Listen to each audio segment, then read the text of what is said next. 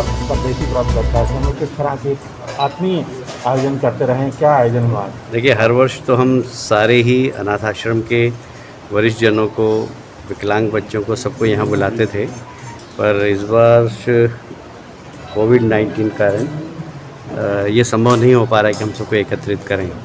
इसलिए हम यहाँ आश्रम में जाकर और रक्षाबंधन का त्यौहार मना रहे हैं। अभी यहाँ से अनुभूति में जाएंगे, फिर महेश दृष्टिहीन में जाएंगे, फिर दूसरे माँ कनकेश्वरी वृद्धाश्रम में जाएंगे। वहाँ सबसे वहीं पर उनसे कहा है कि आप वहीं रुकिए, हम खुद आ रहे हैं रक्षाबंधन मनाने के लिए। तो हर वर्ष की तरह इस वर्ष भी उन सब वरिष्ठ जनों के साथ, विकलांगों के साथ, अनाथ बच्चों के साथ हम रक्षाबंधन का त्यौहार मना रहे हैं। कैलाश जी, पिछले 1.5 दशक से ऐसे निराश्रित लोग जो जिसका कोई नहीं है, वो लोग आपका इंतजार करते हैं ऐसे तमाम आश्रमों में, आप भी इन्हें नहीं भूलते हैं। ये कैसा बंधन है, मतलब किस तरह? देखिए, इनके चेहरे की खुशी देखकर ही लगता है कि हमने त्यौहार मनाया है।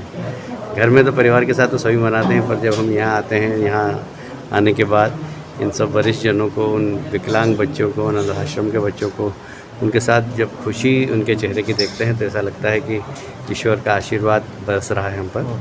तो ये कि पुरानी परंपरा लगभग 30-40 वर्षों से हम मनाते आ रहे हैं। कैलाश जी, दिग्विजय सिंह कह रहे हैं कि अमित शाह कोरोना पॉजिटिव आए, इसलिए पीएम को जो क्वारंटाइन हो जाना चाहिए और 5 तारीख को एक भव्य आयोजन ऐतिहासिक होने, क्या लगता है? अब ऐसा है कि दिग्विजय सिंह जी तो हमेशा उल्टा ही उल्टा सोचते हैं। वो तो ये नहीं कह रहे हैं कि अमित शाह जी को चूँकि क्वारंटाइन में है इसलिए उनको इस्तीफ़ा दे देना चाहिए, प्रधानमंत्री जी को इस्तीफ़ा दे देना चाहिए, सोनिया जी को शपथ दिलाना चाहिए, ये नहीं कह रहे हैं। ये समझ लो ना, ये हम पे बहुत बड़ा एहसान कर रहे हैं। तो इसलिए दिग्विजय सिंह जी कुछ भी बयानबाजी करते हैं, आप लोग बहुत ज़्यादा सीरियस लेने की ज़रूरत नहीं।